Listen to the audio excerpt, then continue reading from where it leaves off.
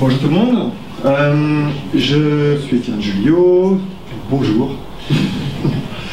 Il y a quelques mois de ça, j'étais tranquillement chez moi en train de me poser des questions, en lisant le journal économique des entreprises. Et en bon ingénieur de formation, je me demandais comment des grands groupes réussissaient à maîtriser une transformation de leur organisation. Comment des groupes comme Airbus qui ont plein de filiales, comment ils pouvaient passer à des grands groupes au niveau métier, au niveau processus, au niveau technique. Chose que nous on fait à petite échelle en tant qu'informaticiens, comment ils arrivent à faire ça. Et je me suis rendu compte qu'en fait dans la presse on en a énormément des cas comme ça, des cas justement de transformation à très large échelle. Et ce genre de cas, on le retrouve même dans l'actualité de cette semaine par exemple, sur des réductions financières. L'État souhaite réduire de 20 à 40% ses investissements en IT dans les prochaines années. Ok, très bien, c'est une volonté politique, mais qui met ça en œuvre? Et dans le même temps, plus des transformations de l'entreprise, on a des transformations de technologie. L'arrivée du cloud, et l'arrivée du cloud n'est pas qu'un problème technique, ça a des impacts sur l'ensemble de l'entreprise. Et qui gère ça? C'est pas le chef de projet qui met ça juste sur un de ses applicatifs, et c'est pas le directeur général. Il y a bien quelqu'un entre les deux. En plus de ça, moi-même, dans mon expérience passée, même si j'ai pas de la barbe non plus, j'ai pas les cheveux blancs, j'ai pu vivre dans des grands groupes des transformations d'entreprises et, je sais pas si vous l'avez vécu, mais ça se passe généralement mal. Les gens se plaignent, ils se capent le chignon parce qu'ils ne comprennent pas pourquoi on lui change de place, on lui change de boulot, c'est plus lui qui fait le travail, et notamment, ils se plaignent également que la direction générale ne comprend pas leur quotidien. Ils font des changements, mais ça ne correspond juste pas à leurs besoins et à ce qu'ils ont réellement besoin au quotidien. Et dans le même temps, cette direction générale a l'impression d'avoir à pousser un mammouth. Bouger l'entreprise, se dire allez, il faut aller dans cette direction-là, c'est juste extrêmement compliqué, les gens ont du mal à adhérer et ils n'arrivent pas non plus. Donc en creusant cette thématique-là, je me suis rendu compte qu'il y avait un métier qui existait, qui était sous la direction générale et qui permettait de mettre en œuvre ce genre de transformation. Et ce métier, ça s'appelle l'architecte d'entreprise. C'est pour ça que je me fais engueuler. Ça s'appelle l'architecte d'entreprise. Donc c'est un peu comme dans le bâtiment, d'avoir un architecte qui a une vision globale, mais pour l'entreprise. Donc l'organigramme, qui est responsable de quoi, les processus, l'IT également. Et ces gens-là, aujourd'hui, sont donc sous la responsabilité des directions. Et leurs outils sont assez faibles. C'est-à-dire qu'ils ont papier, crayon. Dans le meilleur des cas, ils font un PowerPoint pour expliquer aux gens ce qu'ils doivent faire. Et ils ont des Excel où ils expliquent, voilà, tel process est sous la responsabilité de telle personne. Et alors dans les entreprises qui sont vraiment déjà dans l'innovation, ils ont des outils de modélisation qui leur permettent de décrire, bon ben voilà, tel type d'applicatif est à Lyon ou à Paris, voilà, l'objectif annuel de tel service c'est de faire gagner en productivité, etc., etc. Donc ils modélisent ça de manière structurée. Malgré tout, ces gens, les architectes de l'entreprise, sont perçus par beaucoup de personnes dans l'entreprise comme des gens dans une tour d'ivoire, qui ne sont pas non plus au contact des besoins du quotidien. Donc j'ai continué à chercher pourquoi les gens avaient cette perception-là, et souvent c'est parce qu'en fait ils courent après la montre. Donc une entreprise, tous les jours ça change. Tous les jours il y a des choses nouvelles qui arrivent, des nouveaux processus, des nouvelles réorganisations. Et essayer de courir après ces changements, c'est juste perdu d'avance. Donc ils passent leur temps à essayer de saisir l'information, saisir. Ils ont très peu de temps pour faire des analyses. Et du coup, ils n'ont pas la réactivité nécessaire pour les gens, pour les guider dans leur changement. Rien qu'un exemple, le genre de cartographie qu'on fait avec l'État, pour donner une vision globale de l'État en interministériel, c'est juste des choses qui sont énormes. Et l'actualité montre que l'État et les ministères se réorganisent tout le temps, changent de périmètre, etc. Donc c'est extrêmement compliqué à faire comme ça.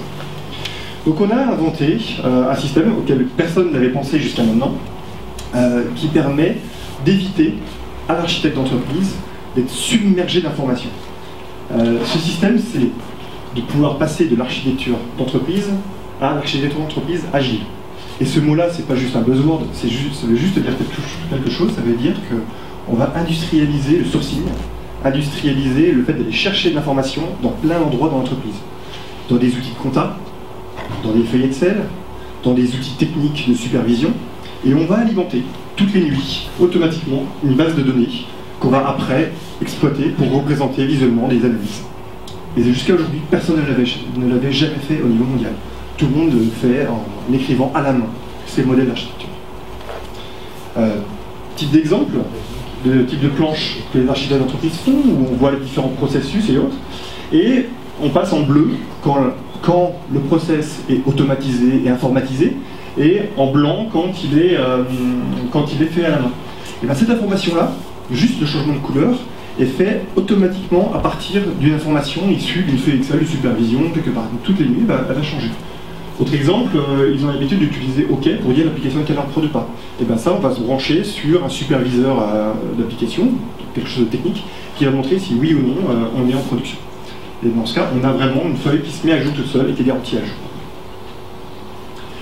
Deuxième problème qu'on a pu voir pour fournir plus d'agilité dans ce domaine d'application, c'est de pouvoir être plus à l'écoute des gens et plus réactif. Donc pour ça, il faut passer en cycle court. Se dire, voilà, quelqu'un me fait une demande, de quoi tu as toujours rêvé de voir sur ton système d'information ou sur ton entreprise, et en 2 semaines, je dois revenir avec des connecteurs qui m'ont permis d'alimenter cette nouvelle source d'information. Pour ça, un simple développeur Java va le faire en quelques jours. Et la possibilité de représenter visuellement l'information. Et pour ça, on s'appuie sur une technologie open source qu'Obeo a créée, qui s'appelle Sirius, et qui permet de fabriquer ces vues graphiques. Par exemple, un exemple local à la région Pays de la Loire, avec les MMA qui ont pu réussir comme ça à avoir des vues que les gens n'avaient jamais vues depuis le début de l'histoire de MMA et qui sont encore une fois garanties à jour et qui correspondent exactement à ce qu'ils faisaient en PowerPoint historiquement. Donc une fois qu'on a ça, on a une gouvernance qui est propre et on a la possibilité de pouvoir décrire et faire des simulations sur comment je veux faire évoluer mon entreprise, soit au niveau métier, soit au niveau du système d'information. Et donc, en plus du référentiel avec toute l'information d'entreprise sur le système actuel, on a mis au point des outils qui permettent de pouvoir simuler différents scénarios de transformation. Dire, voilà, j'ai différents scénarios, je vais peut-être passer au cloud ou pas passer au cloud, passer sur autre chose, etc. Et de pouvoir faire des analyses dessus, lequel est le plus rentable, lequel est le plus rapide, etc. etc.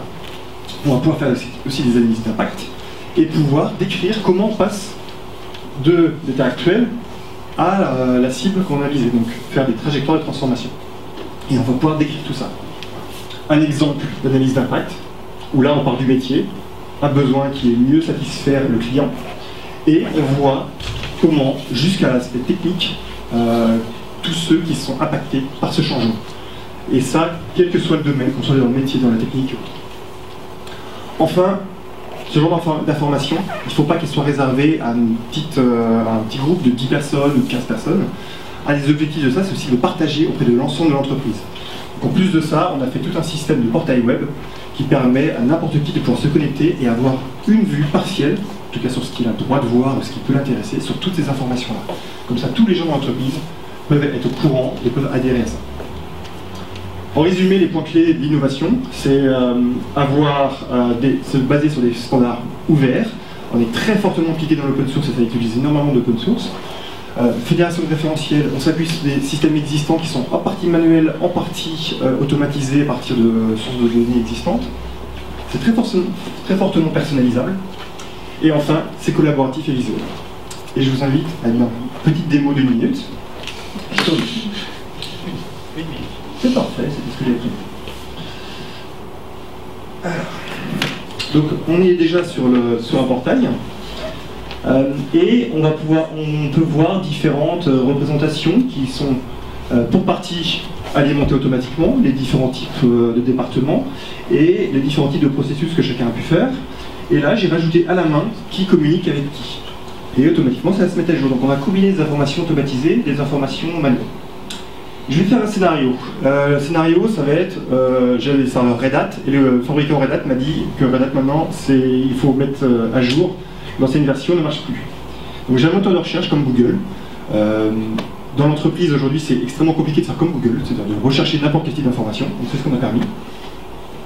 Je récupère le serveur Red Hat et je peux voir de proche en proche que Red Hat me permet aujourd'hui de marcher sur des applications SOA. L'application SOA, elle sert à différents types de services qui sont elles-mêmes hébergés sur tel applicatif, dans telle version, etc. etc. Puis je vais pouvoir faire des analyses d'impact pour dire, voilà, mon serveur ici, il est actuellement, il utilise tel service et tel applicatif, et je vais pouvoir faire des scénarios pour pouvoir juste voir la différence entre ça et ma cible, et c'est très visuel, donc après j'expose ça à n'importe quelle personne.